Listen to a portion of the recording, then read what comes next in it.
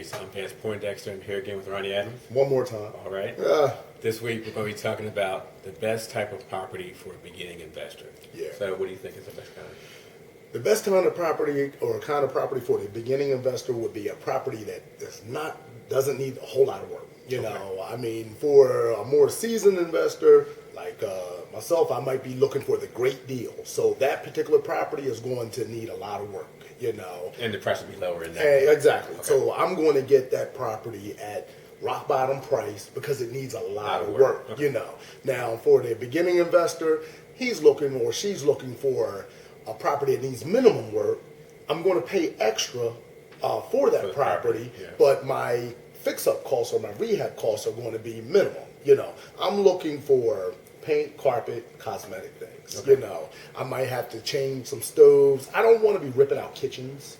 You know, I might have to change toilets. I might have to change, fix some minor plumbing, stuff like that. You know, I might have to do some stuff outside with the landscaping. I don't want to be changing windows. You know, I'm not looking to be changing roofs, No heavy duty No stuff. heavy duty stuff. I want stuff that's going to be minimum cost so I can get it done, get a mortgage on it, get a renter in there. Okay. So that's what for the beginning person.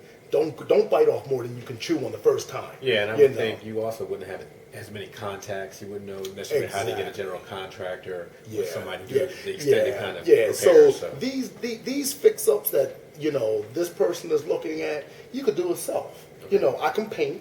Right. It might take me longer, but I can paint.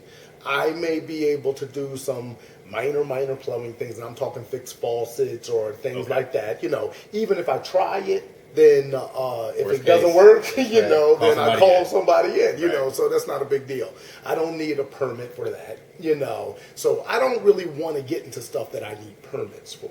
Okay. Cosmetic things you don't need permits for. So that's really what you're looking at. Now, that type of property is going to increase the person's confidence, so that he can or she can move on to the next level.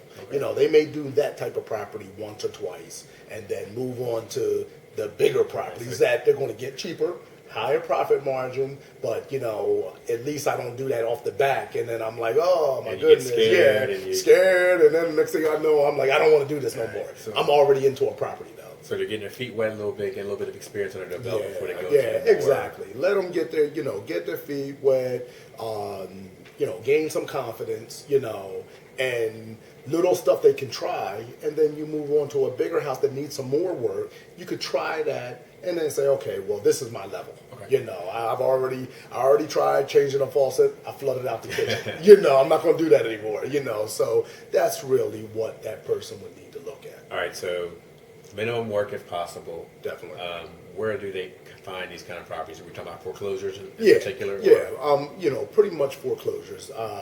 I always say shy away from the person who owns the house and they're living in it. The owner occupant, because they're going to want to keep that price high. They have a personal interest in the house. So if you're looking at foreclosed properties, there are foreclosed properties out there that need minimum work, but they're going to be costly, So don't worry about the cost as long as, again, I can purchase the property, I can fix it up, I can get a mortgage that gives me my money back or that covers that cost. Mm-hmm. And I can rent it for a couple $100 on top of what my payment is. It's a good property. Okay. So I can do 2, 3, 4 of them and and then move on to the bigger and better things, as they say. And the sources of foreclosures, where do they go to find a foreclosure? Yeah, you're going to go to your realtor. Okay. You're going to tell your realtor, okay, I'm looking for some bank foreclosures in this particular area.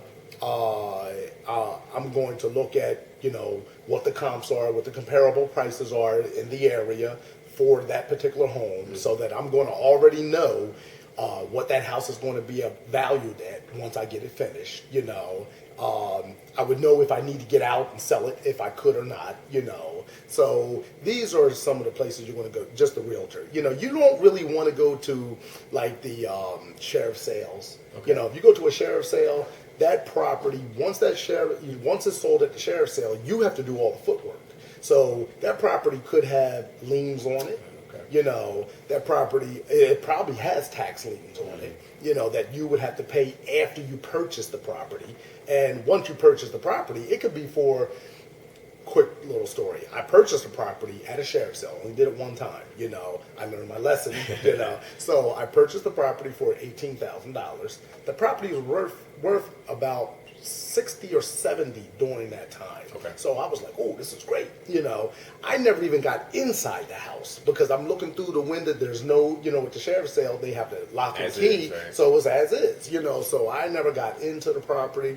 I said, at $18,000, how much work can it need? I could really rip everything out and be good, So I go down to the sheriff's sale and I'm looking at the property. I'm ready to bid. Well, I go to bid and no one bids against me. So I'm a little nervous now, but of course I'm thinking in my head, I did it, okay. So I go down to the city to put the taxes in my name. And the lady says, oh, there's $20,000 in taxes that are owed on this property. I said, well, wait a minute. The sheriff's department didn't tell me that. They said that, it was good, So I called back to the sheriff's department. Well, look, I bought this property and, you said that. They said, that's not our problem. Wow. It was your responsibility. Wow. I said, ooh, okay. No wonder nobody bidded against me. So anyway, I ended up paying $20,000 more than what I expected, but it was still a good deal. I was able to fix the property up, which was lucky, fix the property up, get a mortgage to get all my money back, and I still rented it for the profit margin I wanted. And I still have the house, so that was 10 years later, so it's made up for it. But those items, a beginning investor, don't do that. Yeah. Don't do that. So those are some of the things that, you want to stay with a realtor. Okay. And again, they can help you out a little bit being a beginning person, but keep the fix up to minimum. All right, just want to follow up on that. You mentioned that you want the fix up to be at a minimum. What if I don't have enough money to afford the higher priced property that you're suggesting here? I'm a beginning investor.